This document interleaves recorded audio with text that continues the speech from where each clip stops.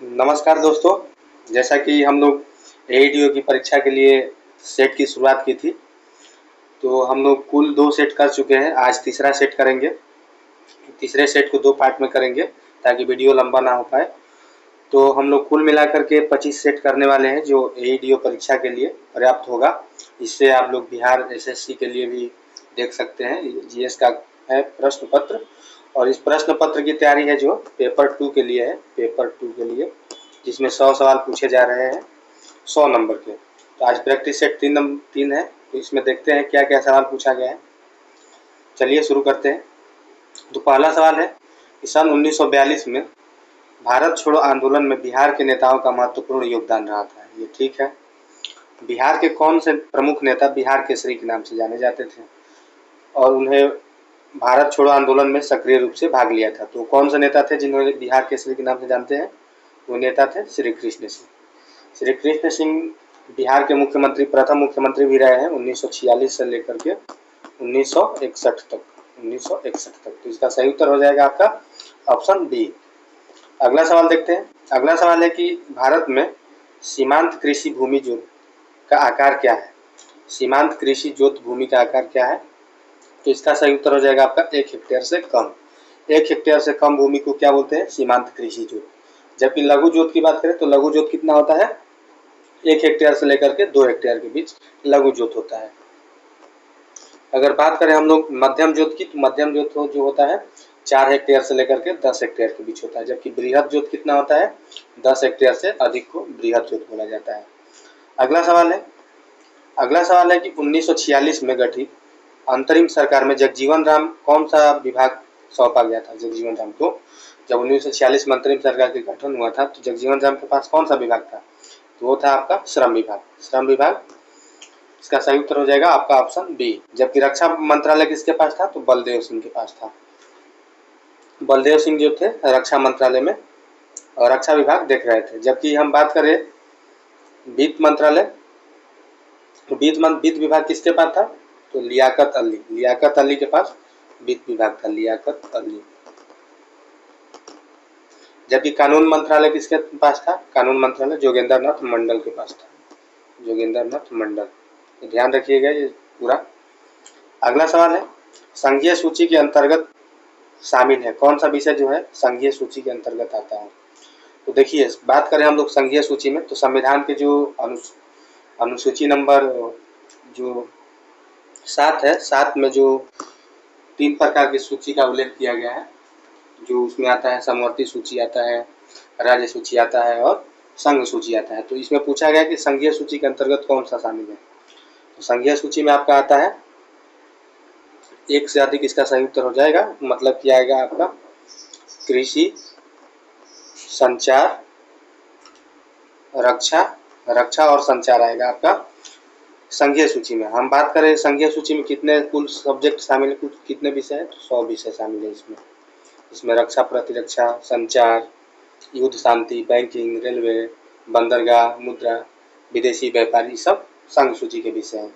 इसका सही उत्तर हो जाएगा आपका ऑप्शन डी, 1 से अधिक। अगला सवाल है कि इनमें कौन सा दिखता नहीं है? इनमें से कौन सा दिखता नहीं है? तो इसका सही उत्तर हो जाएगा राहु। राहु जो है ये दिखता नहीं है, जबकि चंद्र, शुक्र और मंगल ये ग्रह हैं, ये सब दिखते हैं। तीनों पृथ्वी से दिखाई पड़ते हैं। अगला सवाल है कि किस पठार पर कर्क रेखा तथा भारतीय मानक समय रेखा एक दूसरे को काटती है?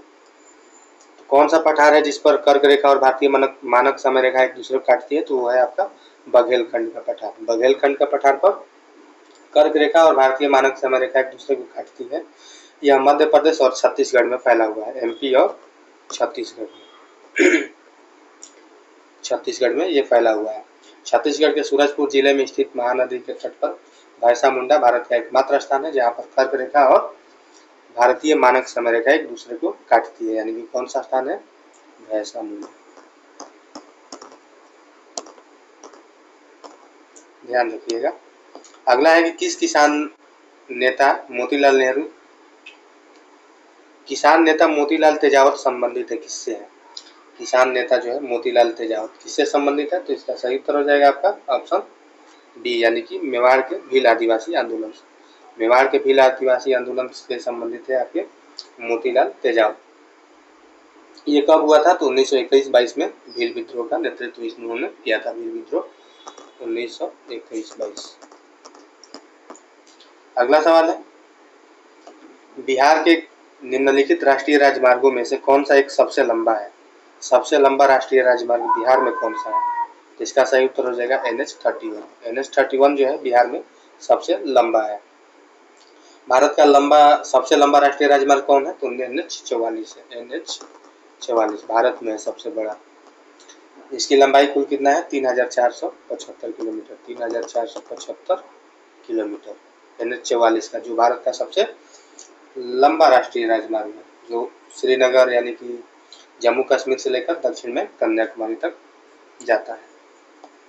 अगला है कि ब्रह्मयोनी हिल। ब्रह्मयोनी हिल बिहार के किस जिले में है?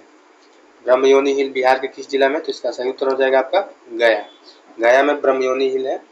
रामायण काल में ही ब्रह्मयोनी हिल का उल्लेख किया गया है, रामायण काल में ही। ऐसा मान्यता है कि गया के किनारे से प्रवाहित होने वाला फल्गु नदी पहले ब्रह्मयोनी पहाड़ी के ऊपर से प्रवाहित होती थी। अगला सवाल है कि झारखंड बनाने के लिए बिहार को किस वर्ष विभाजित किया गया था? झारखंड बनाने के लिए बिहार को किस वर्ष विभाजित किया गया? तो ये विभाजित किया गया आपका 2000 में, यानी कि 15 नवंबर 2000 को विभाजन किया गया था बिहार और झारखंड का। इसका सही उत्तर हो जाएगा आपका ऑप्शन ए। उस समय कौन मुख्यमंत्री बने थे? पहला मुख्यमंत्री झारखंड के बाबूलाल मरांडी। झारखंड में उस समय 24 जिले दिया गया था। वर्तमान में भी 24 जिले हैं, उस समय के 18 से बढ़कर 24 हो गए हैं। अगला देखते हैं। अगला सवाल है, झारखंड बिहार का अभिन्न अंग था। झारखंड बिहार का अभिन्न अंग था। इसमें पूछा गया कि कब तक अभिन्न अंग था? तो इसका सही उत्तर होना चाहिए आपका ऑप्शन ए, यानी कि 1999 तक तो बिहार झारखंड का अभिन्न अंग था, झारखंड बिहार का अभिन्न अंग था, लेकिन 2000 में इसका विभाजन हो गया 15 नवंबर 2000 को। अगला सवाल देखते हैं कि मध्यकालीन बिहार में बुनियादी प्रशासनिक इकाई के रूप में परगना किससे संबंधित है? परगना किससे संबंधित है? इसका सही उत्तर हो जाएगा आपका शेरशाह सूरी से। शेरशाह सूरी जिसका मकबरा कहाँ पर पड़ता है? सासाराम में। उस समय मध्यकालीन बिहार में बुनियादी प्रशासनिक इकाई के रूप में परगना को जानते थे, यानी कि शेरशाह के काल में। अगला सवाल है, बिहार में बहावियों की गतिविधियों का मुख्य केंद्र कौन सा था? बिहार में बहावी की गतिविधियों का प्रमुख केंद्र कौन था? बिहार में बहावी आंदोलन हुआ था, जो अब्दुल बहाव के नेतृत्व में शुरू हुआ था शुरुआत में, लेकिन इसका मुख्य केंद्र पूछा है बिहार में कौन था? तो इसका सही उत्तर हो जाएगा आपका पटना। इससे 3 नेता संबंधित है, मतलब कि में जो प्रमुख नेता थे इनायत अली, विलायत अली, सैयद अहमद बरेलवी ने इसकी शुरुआत की थी। तो पटना में इसके 2 नेता थे, इनायत अली, विलायत अली, 2 भाई थे, ध्यान रखिएगा।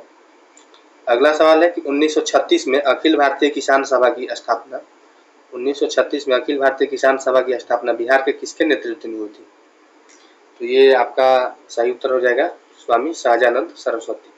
स्वामी सहजानंद सरस्वती के नेतृत्व में 1936 में अखिल भारतीय किसान सभा की स्थापना हुई थी, जबकि एनजी रंगा को इसका प्रथम सचिव चुना गया था। एनजी रंगा इसके प्रथम सचिव थे। एनजी रंगा, ध्यान रखिएगा एनजी रंगा को। यह सवाल पूछा जाता है कि सचिव कौन थे, तो इसका सही उत्तर हो जाएगा एनजी रंगा। अगला सवाल है कि बिहार के किस राज्य ने रोबोटिक मैनहोल सफाई तकनीक विकसित की है? भारत के किस राज्य, कौन सा ऐसा राज्य है भारत का जिसने मैनहोल की सफाई के लिए रोबोटिक तकनीक विकसित किया है? इसका सही उत्तर हो जाएगा आपका केरल। केरल जो है मैनहोल की सफाई के लिए रोबोटिक तकनीक विकसित किया है। उसका नाम क्या है? तो उसका नाम बताया गया है बैंडिकूट रोबोटिक है। ये जो है मैनहोल की सफाई करने के लिए काम करता है। इसमें मानव का उपयोग नहीं होता है और ये मशीन नीचे जाता है मैनहोल में और कचरा को साफ करके बाहर निकलता है।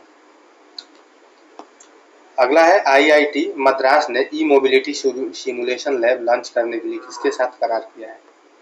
आईआईटी मद्रास किसके साथ करार किया है? तो इसका हो जाएगा आपका अल्टेयर।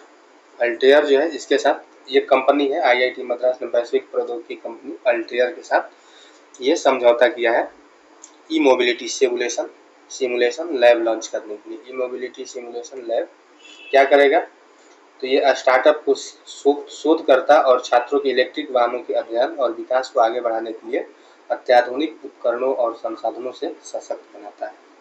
इसका सही उत्तर अल्टेयर होगा। अगला है सूर्य से आने वाली अल्ट्रावायलेट विकिरण।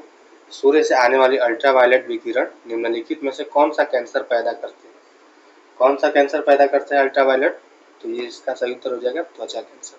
त्वचा कैंसर जो है अल्ट्रावायलेट विकिरण से उत्पन्न होता है। जो सूर्य से आने वाला अल्ट्रावायलेट विकिरण है वो सीधे हमारे शरीर पर पड़ता है और त्वचा को नुकसान पहुंचाता है। इसका सही उत्तर ऑप्शन डी हो जाएगा। अगला है कि द्विबीजपत्री पौधों के तने में समूहानी बंडल सामान्यतः किस रूप में होते हैं? जो समूहानी बंडल है वो किस रूप में पाए जाते हैं?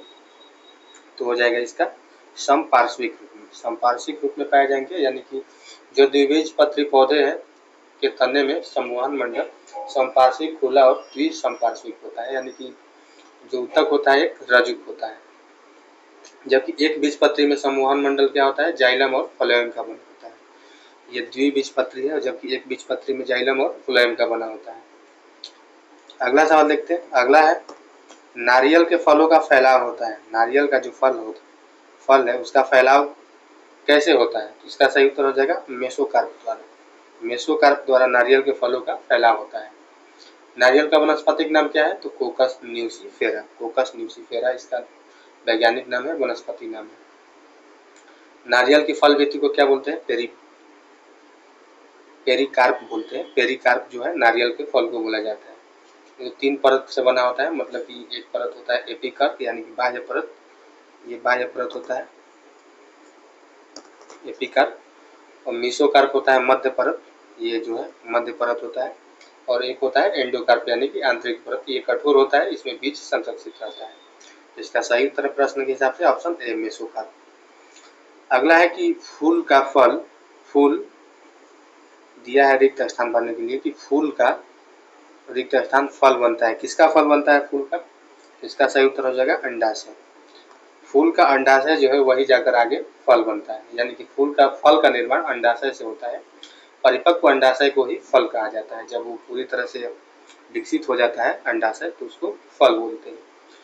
परिपक्व अंडाशय की भित्ति फल भित्ति का निर्माण करती है। फल भित्ति मोटी या पतली हो सकती है।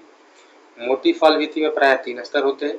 बाह्य स्तर को बाह्य फल भित्ति और मध्य स्तर को मध्य फल भित्ति कहते हैं, तथा सबसे अंदर के स्तर को अंतःफल भित्ति कहते हैं।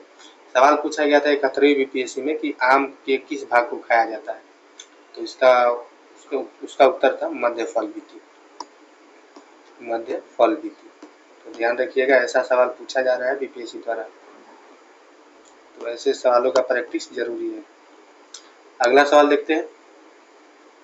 अगला सवाल है कि निम्न में से खाली स्थान आम के पौधों और बंदर दोनों की कोशिकाओं में पाया जाता है। कौन सा है जो आम के पौधों और बंदर दोनों की कोशिका में पाया जाएगा? तो इसका सही उत्तर हो जाएगा आपका कोशिका झिल्ली। कोशिका झिल्ली जो है आम के पौधों में भी, यानी कि पादप में भी और जंतुओं में भी पाया जाता है। ये ऐसा कोशिकांग है जो कोशिका झिल्ली जो पौधों और जंतु दोनों में पाया जाता है। इसका सही उत्तर हो जाएगा आपका ऑप्शन डी।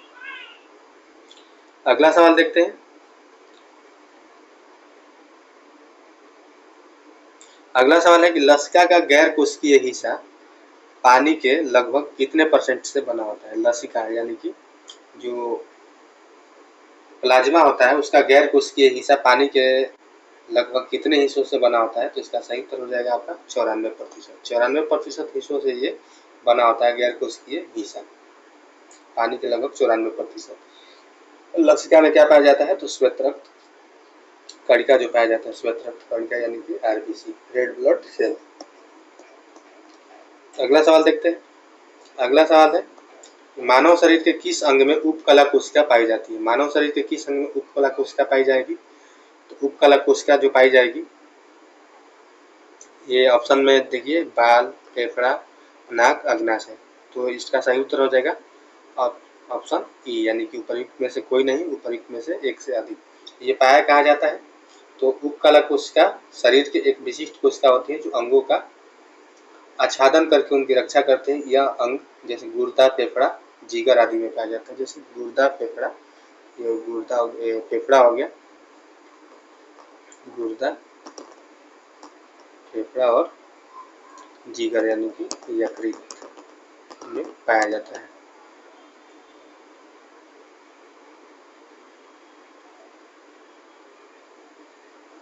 अगला सवाल देखते हैं। अगला सवाल है आधुनिक रसायन शास्त्र का जनक किसे कहा जाता है? आधुनिक रसायन शास्त्र का जनक किसे कहा जाता है? तो आधुनिक रसायन शास्त्र का जो जनक है वो माना जाता है लेवोजियर। लेवोजियर जो है आधुनिक रसायन शास्त्र के जनक माने जाते हैं। अगला सवाल है कि नीला थोथा का रासायनिक नाम क्या है? रासायनिक रूप से है नीला थोथा, रासायनिक रूप से है या रासायनिक नाम भी इसका पूछा जा सकता है। तो इसका क्या होगा? तो कॉपर सल्फेट, जो कॉपर सल्फेट है उसको क्या बोलते हैं? नीला थोथा। तो सही उत्तर हो जाएगा कॉपर सल्फेट। इसका सूत्र क्या होगा? तो सूत्र होगा CuSO4 यानी कि कॉपर सल्फेट। इसको नीला थोथा के नाम से जानते हैं। इसे तूतिया भी बोलते हैं। कॉपर सल्फेट कई यौगिक में पाया जाता है जिसमें क्रिस्टलन जल की मात्रा अलग अलग होती है। अगला सवाल देखते हैं। अगला है कि निम्न में से सबसे अच्छा अग्निशामक कौन सा है? निम्न में कौन सा सबसे अच्छा अग्निशामक है? अग्निशामक कौन है इसमें? तो सही उत्तर हो जाएगा आपका ऑप्शन डी यानी कि कार्बन डाइऑक्साइड। कार्बन डाइऑक्साइड आपका सबसे अच्छा अग्निशामक है। यह अग्निशामक यंत्रों में भी मुख्य रूप से पाया जाता है। यह आग बुझाने के लिए काम में आता है। अज्वलनशील गैस है, इसीलिए इसको अग्निशामक में उपयोग किया जाता है। जबकि ऑक्सीजन क्या है? ज्वलनशील गैस है। ये आग को जलाने यानी कि आग को फैलाने में काम करता है। अगला है कि फुलेरिन अथवा बॉलीबॉल, बकीबॉल कार्बन परमाणुओं का बना होता है। कितने कार्बन परमाणुओं का बना होता है फुलेरिन?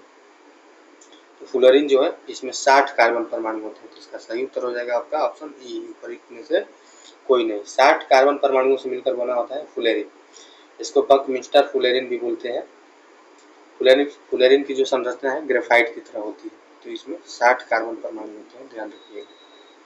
अगला सवाल है जलीय विलयन जिसका पीएच शून्य होगा, जलीय विलयन जिसका पीएच शून्य है होगा। कैसा होगा? जिसका पीएच शून्य हो जाएगा तो वो होगा आपका अम्लीय। देखिए हमने पिछले के सेटों में बताया है अम्लीय, क्षारीय और उदासीन का वर्गीकरण।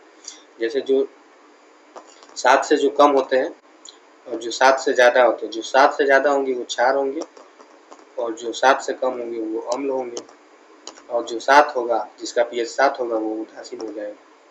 यहाँ पूछा है कि जिसका पीएच शून्य है वो क्या होगा? तो वो होगा अम्लीय। अगला सवाल देखते हैं। अगला है कि रासायनिक गुणों को अपरिवर्तित रखते हुए एक परमाणु के नाभिक में जोड़े जाने वाला कण है। रासायनिक गुणों को अपरिवर्तित रखते हुए एक परमाणु के नाभिक में जोड़े जाने वाला कण कौन सा है? तो वो कण है आपका न्यूट्रॉन। न्यूट्रॉन जो है, न्यूट्रॉन पे कौन सा चार्ज होता है? तो ये आपका उदासीन होता है। जबकि इलेक्ट्रॉन पे कौन चार्ज होता है? निगेटिव चार्ज होता है। प्रोटॉन पर पॉजिटिव चार्ज होता है। तो इसका सही उत्तर हो जाएगा न्यूट्रॉन। न्यूट्रॉन जो है विद्युत उदासीन कण है। अगला सवाल देखते हैं।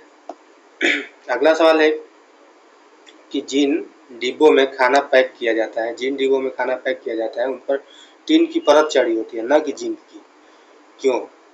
जिंक की परत क्यों नहीं चढ़ाई जाती है? टिन की परत क्यों चढ़ाई जाती है? तो इसका सही उत्तर हो जाएगा कि जो जिंक है टिन की तुलना में अधिक प्रतिक्रियाशील है। जब अधिक प्रतिक्रियाशील है तो खाना को दूषित कर सकता है, इसीलिए उस पर टिन की परत चढ़ाई जाती है, न कि जिंक की।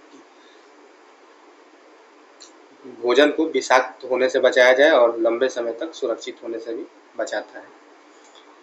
अगला सवाल देखते हैं।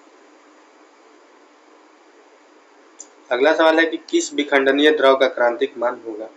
किसी विखंडनीय द्रव का क्रांतिक द्रव्यमान क्या होता है? किसी विखंडनीय द्रव का क्रांतिक मान, तो क्रांतिक मान होता है श्रृंखला अभिक्रिया हेतु आवश्यक न्यूनतम द्रव्यमान।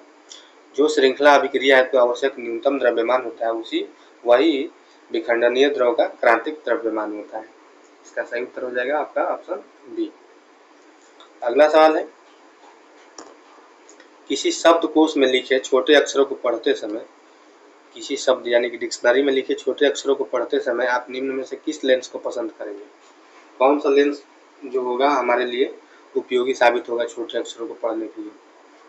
तो वो आपका लेंस होगा, जैसे बात करते हैं कि कौन सा लेंस होना चाहिए। जैसे इसकी अधिक फोकस दूरी वाले उत्तल लेंस की आवर्धन क्षमता कम होती है, तो जो शब्दकोश होते हैं उसके छोटे अक्षरों को पढ़ने के लिए 5 सेंटीमीटर फोकस दूरी वाला उत्तल लेंस बेहतर होगा, यानी कि 5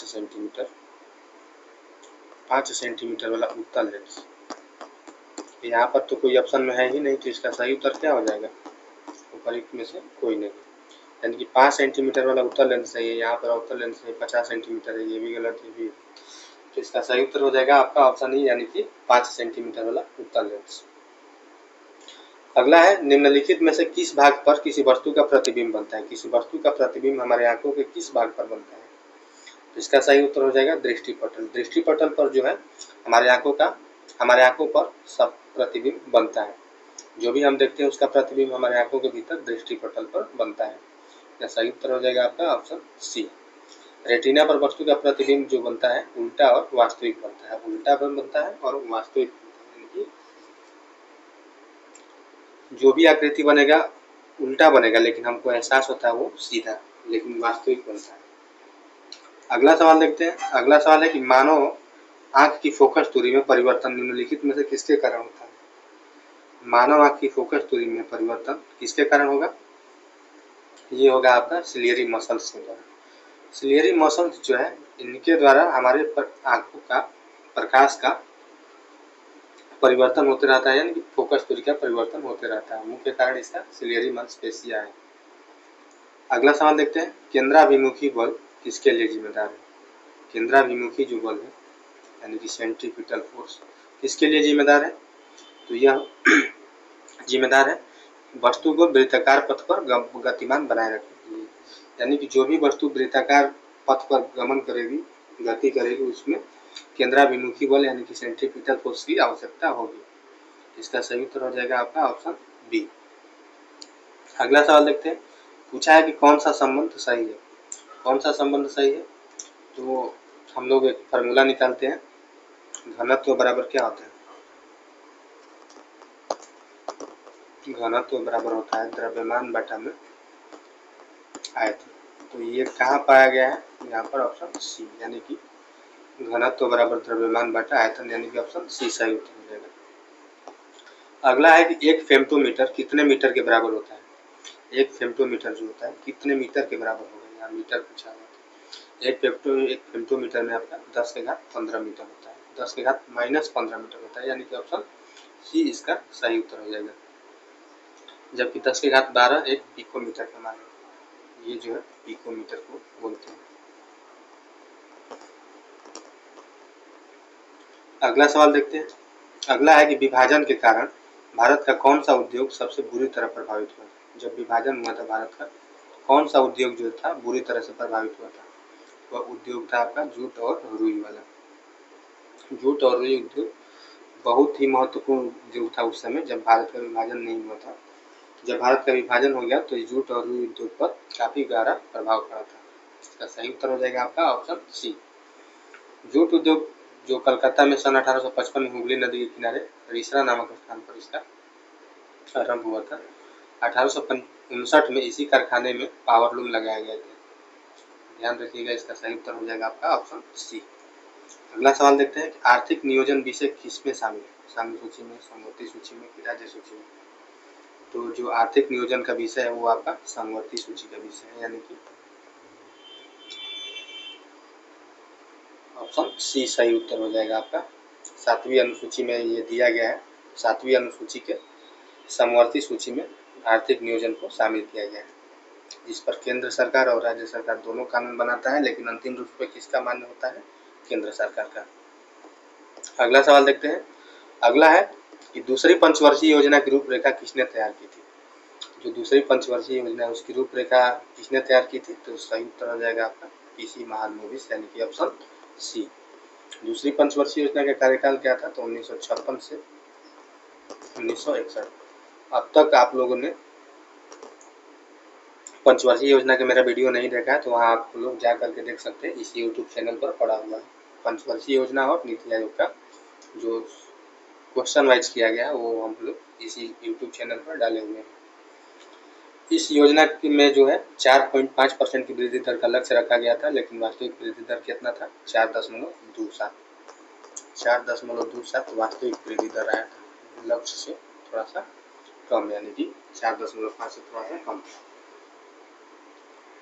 अगला सवाल देखते हैं 41 नंबर की राष्ट्रीय कृषि और ग्रामीण विकास बैंक यानी कि नाबार्ड की स्थापना किस पंचवर्षीय योजना की अवधि में की गई थी?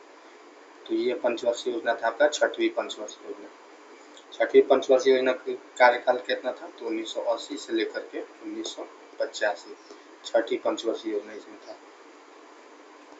तो इस बैंक की स्थापना कब हुई थी? तो इस बैंक की स्थापना आपका 12 जुलाई 1982 को हुई थी। तो ध्यान रखिएगा, नाबार्ड, इसको नाबार्ड के नाम से भी जाना जाता है। अगला सवाल देखते हैं। अगला सवाल है सामुदायिक विकास का उद्देश्य क्या था?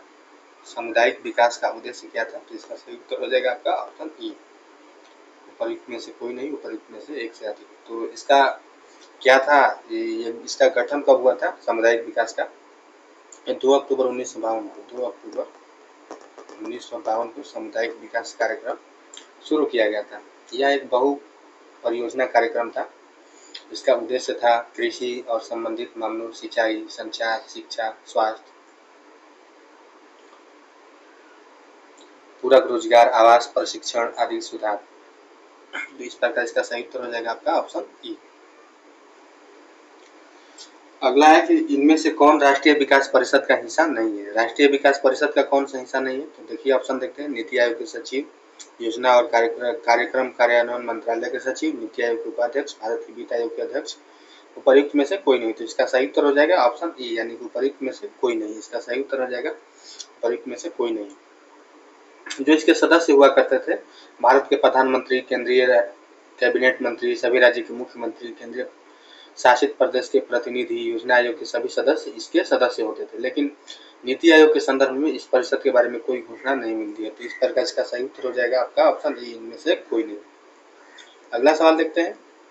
अगला है कि मुख्य रूप से सामान्य मानव विकास सूचकांक में सम्मिलित है। क्या मानव विकास सूचकांक में कौन कौन सा इंडिकेटर सम्मिलित है? तो इसका सही उत्तर हो जाएगा जीवन प्रत्याशा, साक्षरता दर और प्रति व्यक्ति आय, यानी कि उपयुक्त में से सब।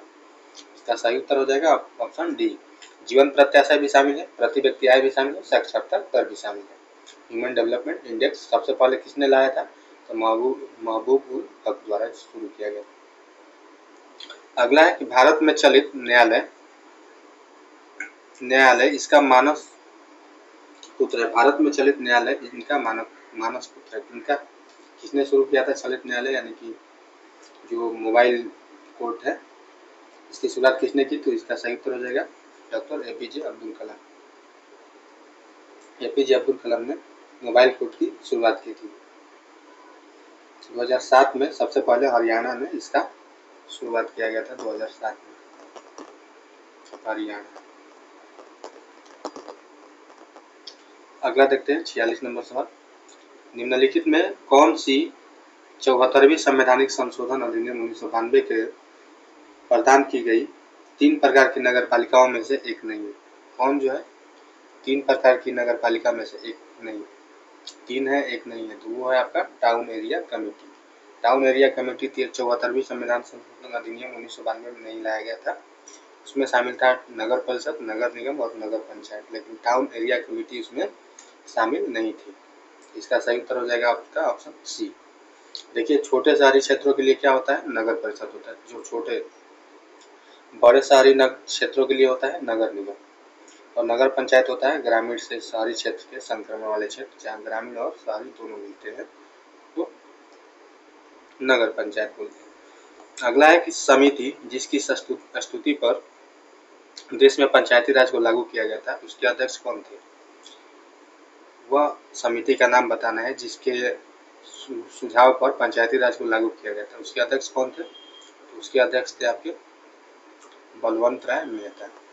बलवंत राय मेहता समिति के सिफारिश पर ही त्रिस्तरीय पंचायती राज व्यवस्था को लागू किया गया। इनका गठन कब हुआ था पंचायती राज बलवंत राय मेहता कमेटी का? तो ये 1957 में गठित हुई थी, 1957 में।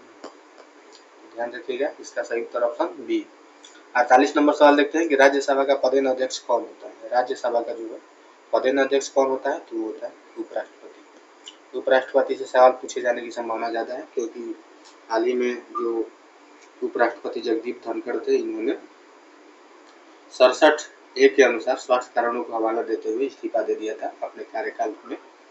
तो ये कार्यकाल के बीच में ही इस्तीफा देने वाले तीसरे उपराष्ट्रपति हैं। इनसे पहले डॉक्टर बीबी गिरी और वेंकट रमन जो उपराष्ट्रपति थे, इन्होंने इस्तीफा दे दिया था। वर्तमान में अभी उपाध्यक्ष यानी कि उपराष्ट्रपति कौन बने हैं, तो इसका सही उत्तर आप लोगों को कमेंट बॉक्स में बताना है कि वर्तमान में उपराष्ट्रपति कौन बने हैं, किनको हरा कर बने हैं। अगला सवाल है कि भारत का प्रधानमंत्री किसके प्रति जवाबदेह है। जो भारत का प्रधानमंत्री होता है वो किसके प्रति जवाबदेह होता है, तो होता है आपका लोकसभा के प्रति। इसका सही उत्तर हो जाएगा लोकसभा। देखिए जो लोकसभा में होता है, लोकसभा में मंत्रिपरिषद होती है, मंत्रिपरिषद का जो हेड होता है वो प्रधानमंत्री होता है। तो प्रधानमंत्री जो है लोकसभा के प्रति जवाबदेह होता है, उत्तरदायी होता है। 75(3) के अनुसार मंत्रिपरिषद लोकसभा के प्रति उत्तरदायी होगा। यहाँ आर्टिकल लिख लीजिए 75(3), आर्टिकल 75(3) के अनुसार। और राष्ट्रपति जो होता है प्रधानमंत्री की नियुक्ति करेगा, आर्टिकल 75 में राष्ट्रपति प्रधानमंत्री की नियुक्ति करता है। अगला सवाल देखते हैं और अंतिम सवाल देखते हैं आज इस सीरीज का, और इसका अगला सीरीज लाएंगे बड़ी जल्दी। तो आज के सवाल देखते हैं, लास्ट सवाल। संघीय मंत्रिपरिषद के मंत्री उत्तरदायी होते हैं। किसके प्रति संघीय मंत्रिपरिषद के मंत्री उत्तरदायी होते हैं, तो ये हो जाएगा केवल लोकसभा के प्रति।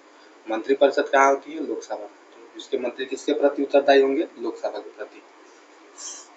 तो इसका सही उत्तर हो जाएगा आपका ऑप्शन डी, यानी कि लोकसभा के प्रति उत्तरदायी होते हैं, आर्टिकल 75(3). जबकि यही पूछा जाएगा कि कोई भी मंत्री व्यक्तिगत रूप से किस आर्टिकल के हिसाब से राष्ट्रपति के प्रसाद पर्यंत अपना पद धारण करता है, तो हो जाएगा आपका 75(2) व्यक्तिगत रूप से। तो हमने आप लोगों से सवाल पूछा है कि वर्तमान में उपराष्ट्रपति ने किसको हराकर उपराष्ट्रपति बने। तो दोनों लोग का नाम लिखना है, जो राष्ट्रपति बने हैं उनका भी और जिनको हरा कर बने हैं उनका भी। तो इनका उत्तर जो है कमेंट बॉक्स में दीजिएगा। तब तक के लिए धन्यवाद, थैंक यू।